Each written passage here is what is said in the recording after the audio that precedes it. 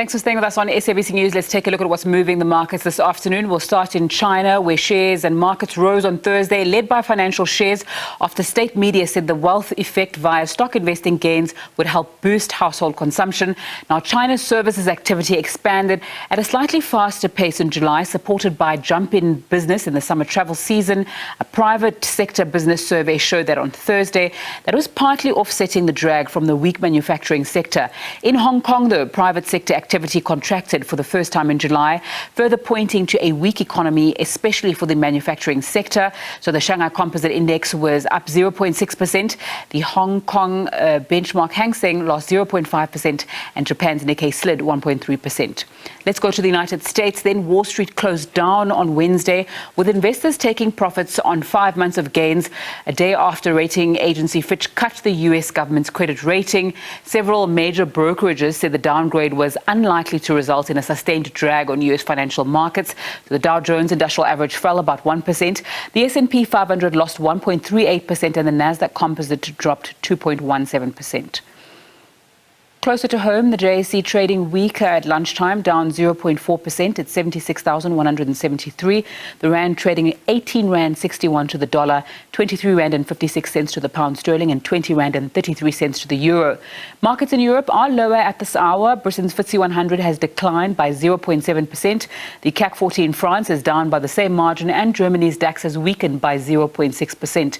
When we go over to commodities, gold's trading at $1,933 an ounce, platinum at $914 an ounce, and a barrel of Brent crude oil is trading at around $83 a barrel. Let's get some analysis on this. Roy Mutoni is a portfolio manager at Sanlam Investments, joins me. Roy, thanks so much for your time on SABC News this afternoon. Let's start with that story about the downgrade in the United States. It affected markets there and around the world yesterday. What's happening today? Yeah, what's interesting is that when you talk to the brokers and all the market participants, they say it's not significant, but you can definitely see the impact on share prices and on markets. The sell-off has continued. SA in South Africa, I think on the top 40, I think we have maybe 2 or 3 shares that are positive. Like you said, the US closed down, both NASDAQ and S&P were down. So there's definitely a concern here. And I think the big thing is this is being transmitted through a stronger dollar and higher yields in the US. The other thing that obviously is coming into all of this is that strength of that US economy. We saw private sector payrolls, which were announced yesterday, much stronger than forecasters expected. So now the light will shine on non-farm payrolls tomorrow, which should confirm that market continues to be strong, which brings us to the likelihood of additional rate hikes there. Okay, when we go to Asia, financial shares lifting the markets in China. What else lifted their markets, and what's happening on the rest of that continent? Yeah, it's all about this. The Chinese are trying to talk up the possibility of an economic recovery. They want to distract people from the problems in the property market. So now they're talking about shares. They're talking about services. They're trying to make it easier for people to spend. And then they've also done a little bit of stimulus. And I think the market is picking up on all of this and maybe warming up a little. I don't think it's going to be too long-lived. There's a lot they need to do. There was a lot that people expected. Let's see how that pans out. All right, if we go over to London, a little bit of caution ahead of the Bank of England interest rate decision. And in Europe, quite a gloomy picture on the markets. Why? Well, actually, in the UK, they've actually announced the decision. I think they went up about 25 basis points. And it was a split. I think there were 2 members of their committee who actually wanted it to be higher. So this is as high interest rates as they've had in a long time, and it doesn't look like it's ending anytime soon. Europe, problem of growth, as always, growth in an environment where inflation is high and interest rates remain high as well. So also the same struggle as you can see in the UK. Okay, let's come closer to home. Earlier on, the JSE was weaker in mid-morning trade. At lunchtime, the same thing. Is that an international story as well, or was it local elements? Well, we can see all the big local stocks selling off. The banks are all down between 1 and 1.5%. The commodities are not strong. Remember, the earnings as they're coming through have not been particularly good. Sasol's also down. MTN as well is down.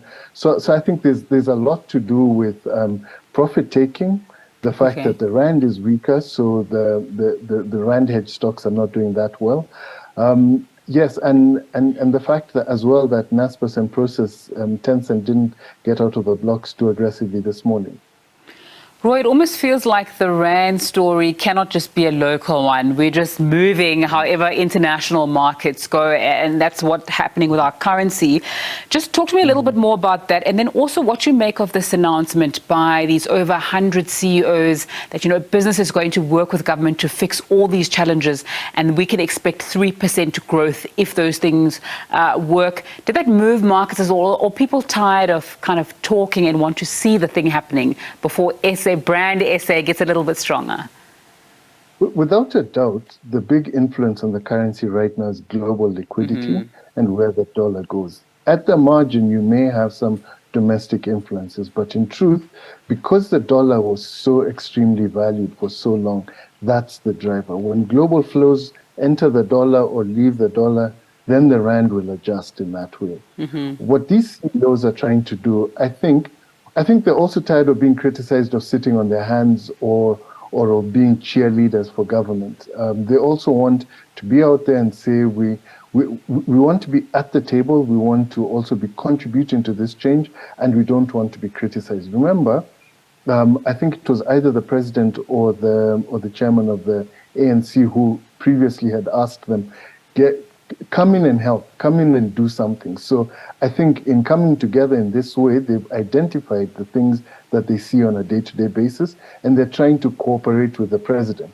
Look, like you say, we've seen a lot of this happen historically. We all just want to see something happening, something positive that actually reflects well on the day-to-day living, the day-to-day lives of people like you and I. So let's see. Look, it's positive that they're trying. And it's also positive that the president has given them the audience.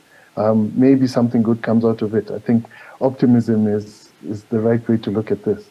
Fantastic. Roy Mutoni, a portfolio manager at Sanlam Investments. Thanks so much for your time and analysis on SABC News this afternoon.